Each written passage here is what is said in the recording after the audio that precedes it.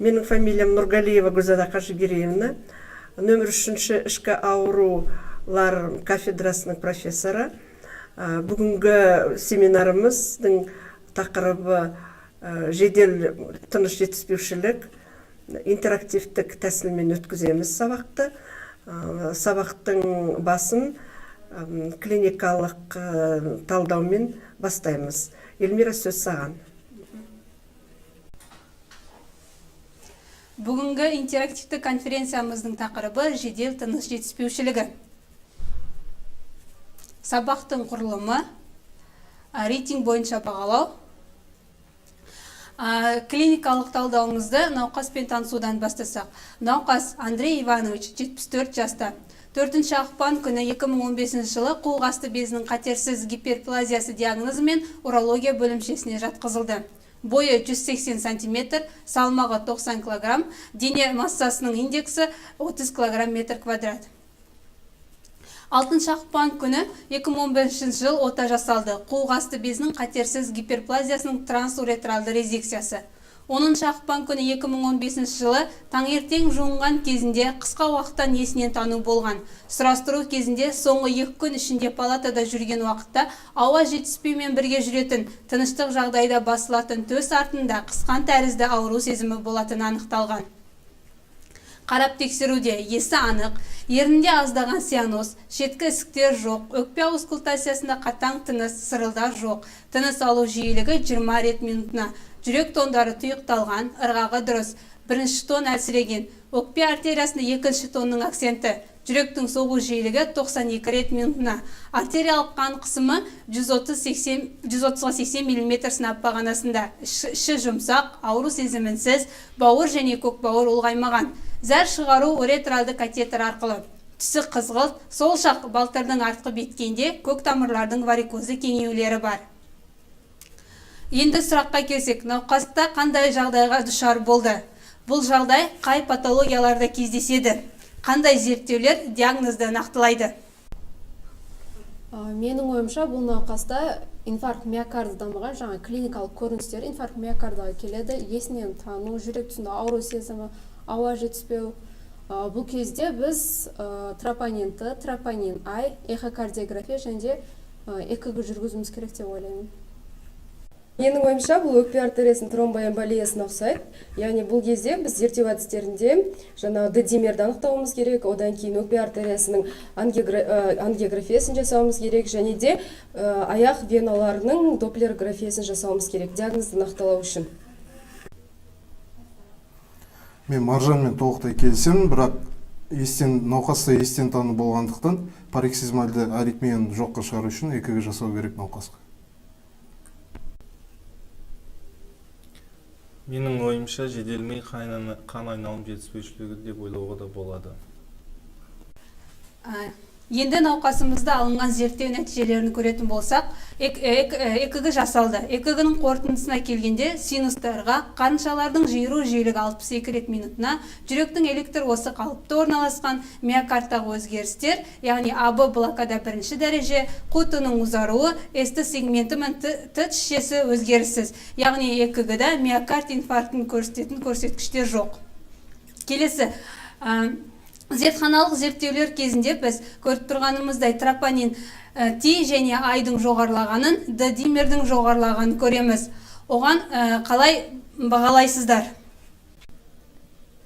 Менің ойымша, бұл жерде тропонин Т-лардың I-дың жоғарлаған себебі жаңа ЭКГ-да көрінгендей, ол жерде инфаркт миокарды жоқ болғандықтан, бұның себебі науқаста жаңа көріп отырғанымызда отадан кейінгі жағдай, және де катетер арқылы зәрінде қан анықталған. Сондықтан менің ойымша, бұл жерде науқаста қандай да бір тіндердің ыдырауы болғандықтан тропониндердің соның әсерінен көбейген. Ал D-димердің жоғарлаған, ол науқаста қандай да бір қан тамырында тромбтың бар екенін бізге дәлелдеп тұр.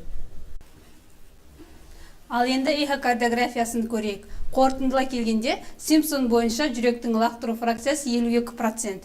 Аорта негізінде кеңейген, склерозданған, жүректің оң жақ бөліктері кеңейген.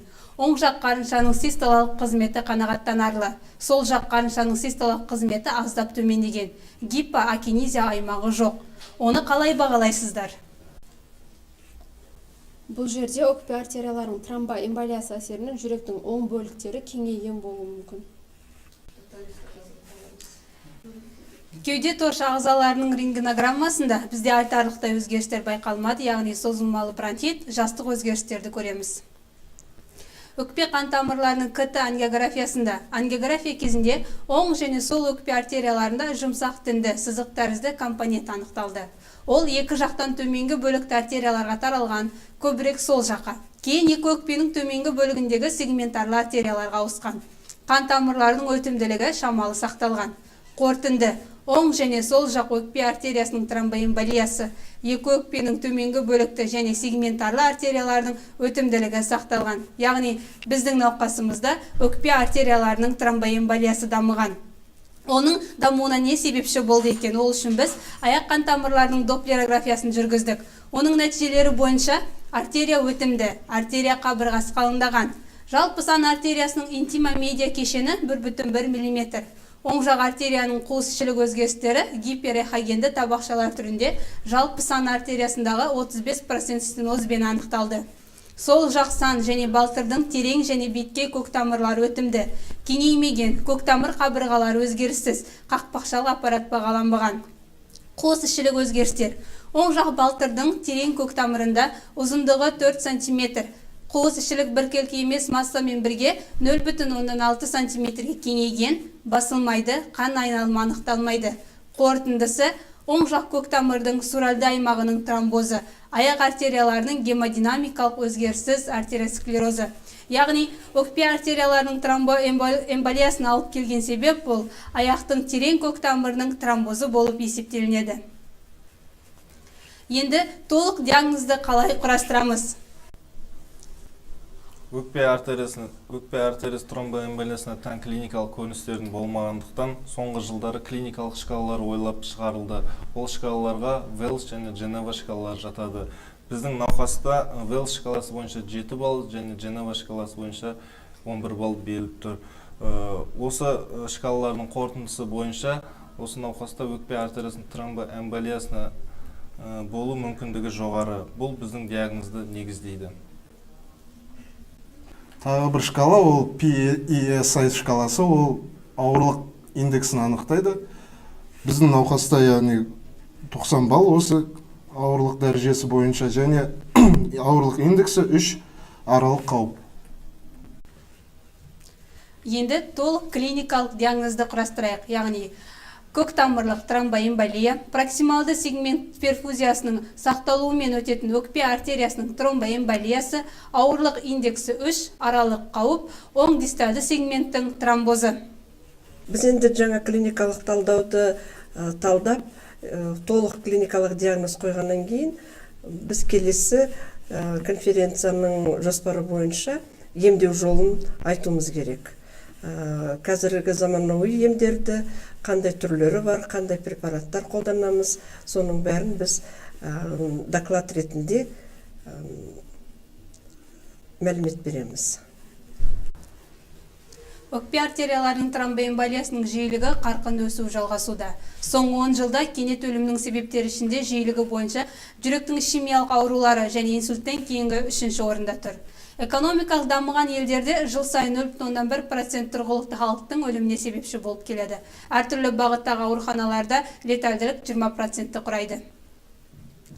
Өкпе артериялардың тромбоэмболиясы дегеніміз не? Ол өкпе артериясы негізгі бағаны немесе тармағының кенет эмболмен бітілуінен өкпе паренхимасында қан айналымының тоқтауын айтады. Негізгі себептері элефеморалды сегмент көктамырларының жедел терең тромбозы, балтыр терең веналарының тромбозы, жамбас көктамыр өрімдерінің тромбозы, оң жақ жүрек қуысының қабырға алдырақ тромбы. Жіктелу массивті және массивті емес деп бөлеміз. Егер науқаста шок және гипотония белгілері дамса, біз ол кезде массивті түр деп қарастырамыз. Яғни сепсис, гиповолемия және аритмияның дамуымен байланысыз 15 минуттың ішінде немесе одан да көп уақытта қысым салыстырмалы түрде 40 мм сынап бағанасына төмендеген жағдайда. Ал эхокардиографияда жедел оқ қарышы жетіспеушілік белгілері бар болса, науқаста субмассивті өкпе артерияларының тромбоэмболиясы дамыған деп қарастырамыз. Оң жақ қарыншаның жетіспеушілік белгілері жоқ және тұрақты гемодинамикалық көрсеткіштері бар науқаста массивті деп қарастырылады. Оның клиникалық көріністері өкпе артерияларының тромбоэмболиясының өзіне сай патогеномды симптомдар жоқ. Алайда, кенет ентігу, кеуде торында ауру сезіммен бірге жүретін ентігу, тахикардия, сианоз сияқты клиникалық симптомдар жиі кездесіп отырады. Бұл слайдта олардың кездесу жиілігі көрсетілген. Артериялардың тромбоэмболиясы кезіндегі емдеуімізде ол гепаринотерапия, оның ішінде фракционды емес гепарин, төмен молекулярлы гепариндер, тікелей емес антикоагулянттар және де тромболитиктерді қолданамыз. Фракционды емес гепаринді қолдануымызда ол көктамыр ішіне енгізіледі. Оның мөлшері 60-80 бірлікпен 5000 бірліктен аспау керек. Кейін тамыр ішілік инфузиямен бірге ұзақ уақыт қолданамыз. Ол 30.000 бірліктен аспау керек. Және де HTV көрсеткіштерін бақылауымыз керек. Осы фракционды емес гепариндердің кей ыңғайсыздықтарына байланысты қазіргі кезде төмен молекулярлы гепариндер кеңінен қолданылады. Олардың артықшылықтары терапиялық терапиялық әсері жоғары, биожетімділігі жоғары және де HTV бақылауды қажет етпейді. Төмен молекулярлы гепариндерге жататын препараттар дальтепарин, ол 100 бірлік, натропарин 86 бірлік, эноксапарин 1 мг килограммына. Тура емес антикоагулянттар, олар гепаринмен бірге аурудың 2-3 күні қосып беріледі. Олардың ішінде көп қолданатын варфарин. Сонымен қатар, тура емес антикоагулянттарды протромбинді уақытты анықтаумен бірге бақыланады. Протромбинді уақыт 1,5-2 есе, ал МНО 2-2,5 болуы керек. Тура емес антикоагулянттардың емдеу ұзақтығы 3 ай. Сонымен қатар қазіргі кезде жаңа пероральды антикоагулянттарды қолданады. Оларға аликсабан, давигатран, ривараксабандар жатқызамыз. Апиксабанның дозасы 5-10 мг, давигатран 150 мг, ривараксабан 15-20 мг.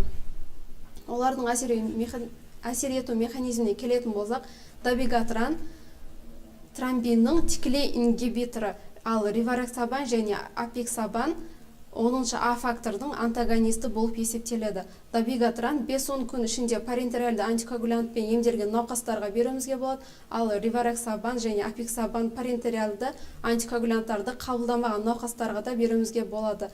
Және де олардың артықшылықтары МНО көрсеткіштерді бақылауды қажет етпейді. Сонымен қатар біз өкпе артериясының тромбоэмболиясы кезінде тромболитикалық терапияны қолданамыз. Яғни алғашқы 48-72 сағат ішінде ангиопульмонографияның бақылауымен тромболизис жүргізіледі. Егер тромболизистен бізде әсер болатын болса, оны келесі 24-48 сағатында жалғастырамыз. Ал егер әсер болмаса, оны тоқтатамыз.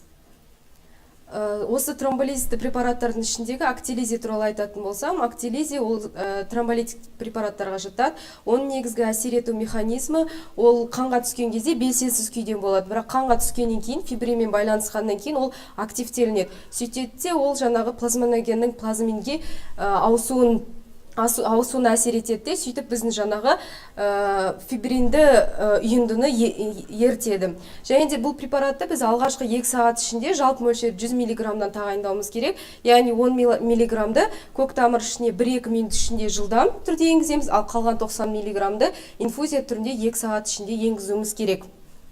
Және сонымен қатар осы актилизи препаратының қарсы көрсеткіштері бар. Оларға біз сол күнде немесе осыдан 6 ай бұрын қандай да қан кету көріністері болатын болса, бактериалды эндокардит немесе перикардит сияқты аурулары болса, және сонымен қатар отақ жүйке жүйесінің аурулары болса, ауыр артериалды гипертензия болса, және де бұл препаратты біз тура емес антикоагулянттармен бірге тағайындауға болмайды. Сонымен қатар, осы тромбоэмболия кезінде бізде әртүрлі хирургиялық емдеу әдістері қолданылады. Оларға мысалы кавофильтр қою, төменгі қуыс венаны қию, эмболэктомия, эндоваскуляр катетер тромбоэктомия жатады. негізі эмболоктомияға қандай көрсеткіштер бар? Егер науқаста жедел массивті өкпе артериясының тромбоэмболиясы дамыса, тромболитикалық терапияға қандай да бір қарсы көрсеткіштері болса, сонымен қатар егер оның әсері болмай жатырса, осы эмболоктомия жасаймыз. Мына жерде өздеріңіз көріп отырғандай, бұл эмболоктомиялық Фогарт катетері. Және де эмболоктомия жасау кезінде Тренделенбург әдісі бойынша алынған әртүрлі тромбтар. Біз енді осымен конференциямыздың негізгі бөліктерін айттық. Енді келесі уақытта жаңағы докладпен жаңағы докладтарға сұрақтар қояйық. Кімде қандай сұрақ бар, сонан кейін кімде қандай пікірлер бар. Кімде қандай пікірлер бар, сол пікірлерді айтайық, талдайық осы конференциямызды.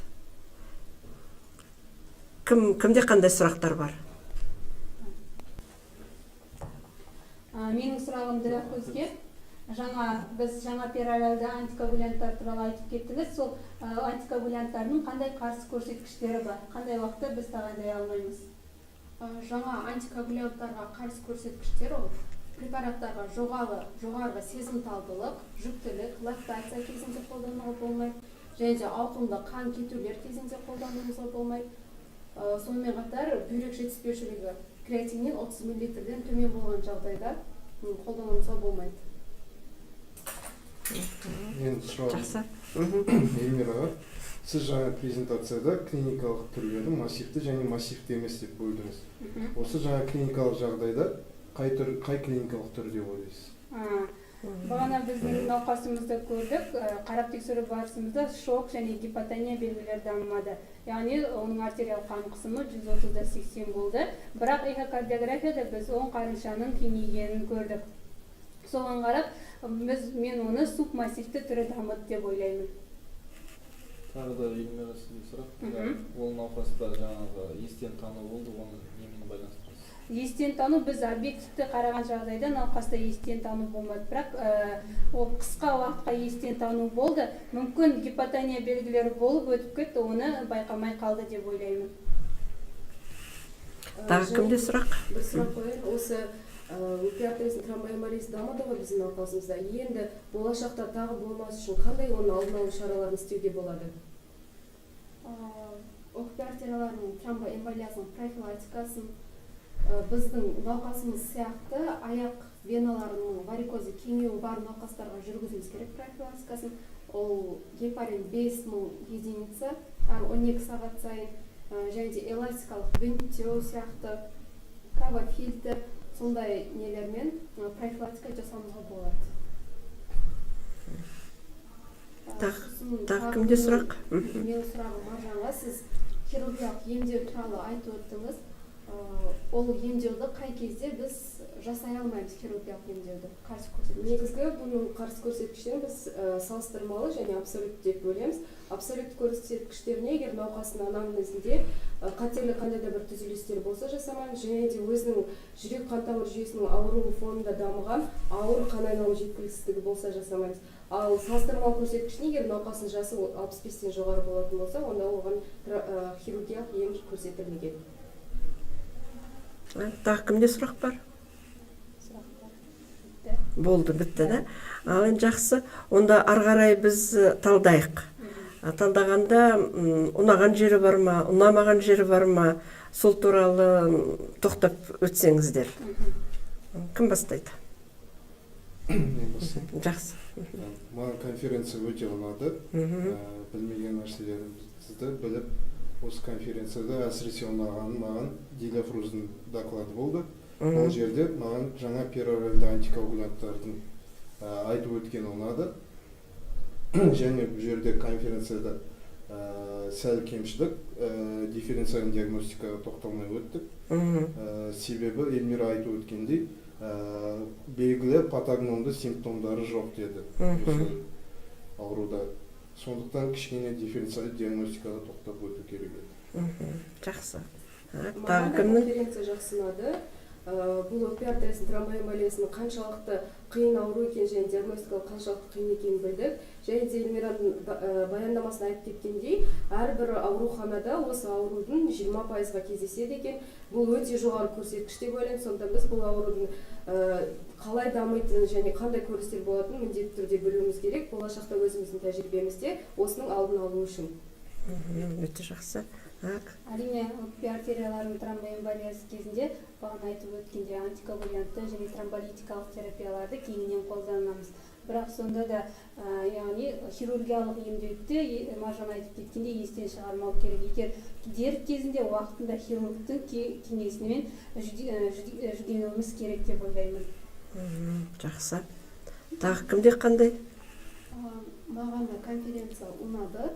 Әсіресе Еркіннің шкалаларды айтып өткен жерін.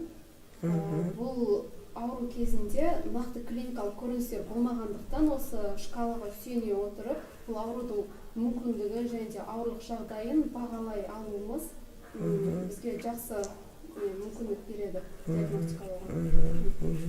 Әрине, жақсы. Тағы кімде қандай пікір? Маған да конференция ұнады. Осындай конференциялар жиі өткізіп тұруды ұсынамын. Конференцияларда бас қосу керек. Жақсы.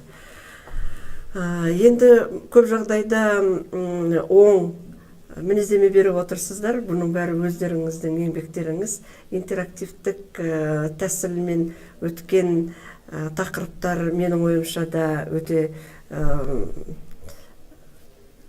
пайдалы. Келешекте Еркін айтқандай жиі қолданайық, жиі өткізейік. Ол үшін ең бастысы сіздер активный болуларыңыз керек. Өте білімді, жаңалықты көп айтып, сондай әрбір тақырыпты өткізуге өте көп мүмкіншілік бар.